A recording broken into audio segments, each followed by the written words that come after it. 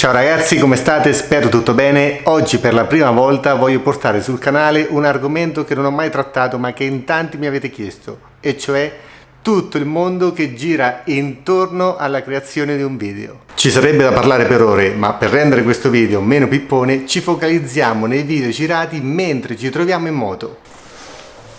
Sopra la moto tutto diventa più difficile perché ci sono tre fattori che influiscono sulla qualità del video, e cioè vento, pioggia e vibrazioni. Per far fronte a questi tre fattori noi appassionati videomaker abbiamo una sola soluzione, e cioè eccola qua. Cioè non è che esiste solo questa soluzione, nel mercato ce ne sono tantissime con caratteristiche diverse, ma comunque volevo dirvi che abbiamo bisogno di un action cam. Ora non voglio annoiarvi parlandovi delle caratteristiche tecniche di questa action cam o di tutte le impostazioni avanzate che adotto per fare il video, anche perché fuori ci sono 31 gradi, quindi se potete andate al mare piuttosto che guardare questo faccione. Comunque, scherzi a parte, mi voglio soffermare su un punto prestabilito che in tanti mi avete chiesto, e cioè come registro l'audio mentre ci troviamo in moto. Nelle clip dei viaggi in moto avrete notato che le immagini sono molto dinamiche, questo perché porto due action cam, una attaccata al casco, una attaccata al braccio di mia moglie Sara. Quella attaccata al casco per ovvi motivi restituisce un'immagine abbastanza statica perché segue i movimenti del mio collo, mentre quella attaccata al braccio di Sara, che da questo momento chiameremo il mio assistente che si trova a livello 0/1, quindi entry level, sto cercando di formarlo ma sotto l'aspetto nerd è un po'... Comunque devo ammettere che si sta impegnando. Comunque, scherzi a parte, ho fornito il mio assistente di questa impostazione, un treppiede agganciato all'action cam. In questa maniera l'assistente riesce a riprendere tutto il panorama a 360 gradi. Nel dettaglio della configurazione, un consiglio personale che sento di darvi: di questi mini tripod ne ho provati tantissimi, quello con cui mi trovo meglio è questo della Small Ring in alluminio, veramente solido, con una buona impugnatura. L'unica cosa è che dovete adottare un adattatore a vite per il classico supporto della GoPro, questo qua, adattatore anch'esso in alluminio. Ma non perdiamoci in chiacchiere e torniamo al clou del video, cioè l'audio.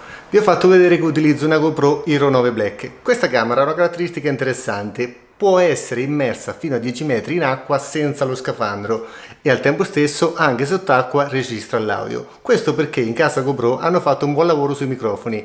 I microfoni sono stati disegnati in maniera tale che quando la camera esce dall'acqua, l'acqua fuoriesca dai microfoni, in maniera tale che l'acqua non rimanga incastrata nel microfono in maniera da compromettere l'audio. Vi posso garantire che in casa GoPro hanno fatto un buon lavoro. Per quanto riguarda il disturbo causato dal vento, possiamo intervenire solo a livello software con tre modalità: on, off, auto. Se mettiamo in off significa che il filtro contro il vento non verrà attivato e la camera registra in stereo. Se mettiamo in on significa che verrà attuato un filtro antivento ma la camera non registra in stereo. Se mettiamo in auto, la camera in automatico fa un passaggio da on a off in base alla situazione. Ora che abbiamo parlato delle caratteristiche intrinseche della camera per quanto riguarda l'audio, andiamo a vedere tutte le possibili configurazioni che possiamo adottare, dalla più semplice alla più professionale, in maniera tale che voi nei commenti mi dite il vostro modo di fare, così uniamo le forze e cerchiamo di trovare la soluzione migliore, perché come diceva Socrate, il vero sapiente è colui che sa di non sapere, mentre l'ignorante è colui che pensa di sapere tutto ma alla fine ignora la sua stessa ignoranza. Prima configurazione, la più semplice, la più banale, la più economica da prendere in considerazione per diminuire il disturbo causato dal vento è questa spugnetta qua. Ve la faccio vedere nel dettaglio, eccola qua. Si inserisce in questa maniera, molto velocemente, in maniera brutale. Eccola qua.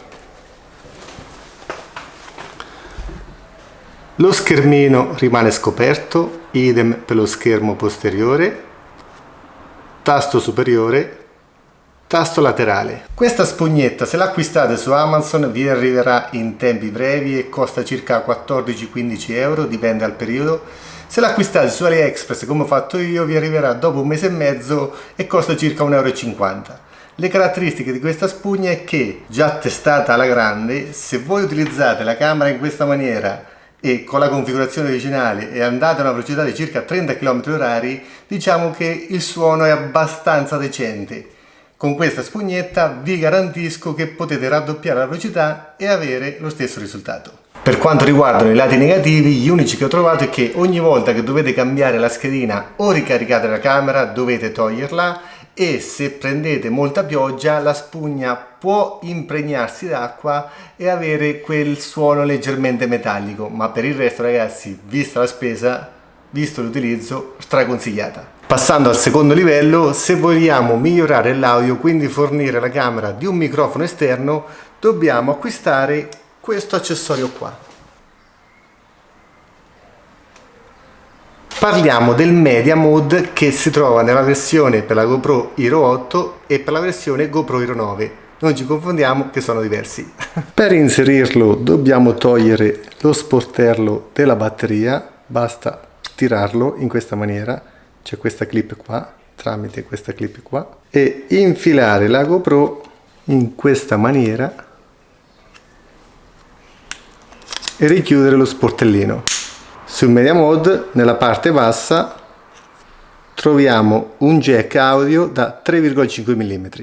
Jack audio a parte, con il Media Mode possiamo attivare il microfono frontale oppure il microfono posteriore. Io ragazzi l'ho testato per bene, vi posso garantire che la qualità audio migliora, ma non di tantissimo. La vera peculiarità è che grazie appunto al jack posteriore possiamo utilizzare un microfono di qualità superiore o un microfono wifi.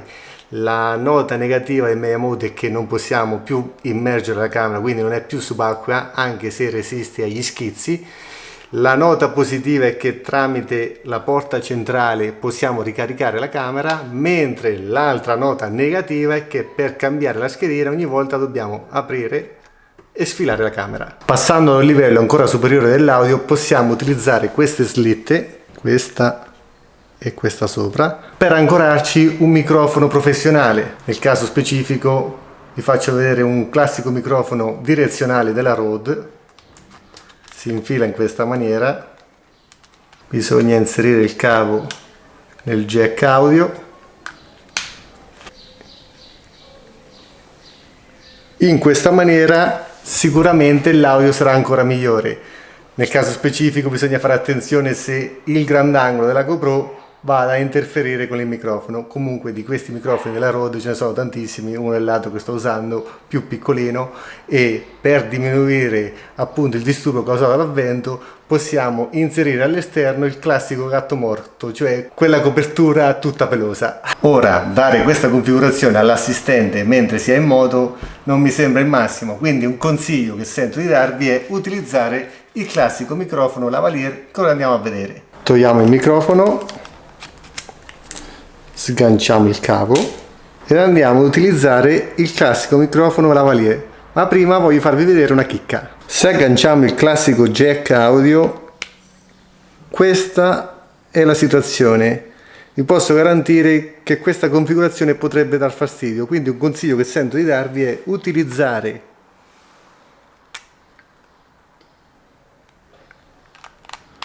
questo jack angolare in maniera tale che la configurazione definitiva sia questa. Quindi quando andrete ad appoggiare la GoPro il cavo non interferisce. Altra chicca interessante: se siete in due, quindi volete un microfono per voi e per vostra moglie, potete sganciare il microfono, acquistare uno sdoppiatore, quindi riagganciarlo. In questa maniera avrete due uscite, una per il vostro microfono, una per quello di vostra moglie. Al mini microfono lavalier potete togliere la classica spugnetta che ora ho tolto e acquistare come accessorio il gatto morto. In questa maniera si diminuisce di molto il disturbo del vento. Ma per voi che siete dei super professionisti e volete rinunciare al cavetto, passiamo al livello numero 4. Microfoni wireless. Con questi dispositivi, nel caso specifico Blink 500, possiamo dire addio al cavetto, quindi sganciamo il cavetto, sulla GoPro agganciamo la trasmittente tramite questo buchetto bisogna inserire un cavo all'interno del jack da 3,5 mm e dall'altra parte, quindi agganciato al giubbetto della moto, possiamo utilizzare direttamente questi, oppure se vogliamo ancora migliorare l'audio, utilizzare questi agganciati alla cinta e con il classico cavetto da 3,5 mm utilizzare il microfono lavalier agganciato al colletto della giacca o addirittura al braccetto del microfono. Dimenticavo che i Blink 500 hanno la caratteristica del doppio canale, quindi potete parlare sia voi che vostra moglie contemporaneamente senza cavi. Ma se siete dei tipi incontentabili e volete il massimo, potete utilizzare un registratore digitale, nel caso specifico DR5 della Tascam.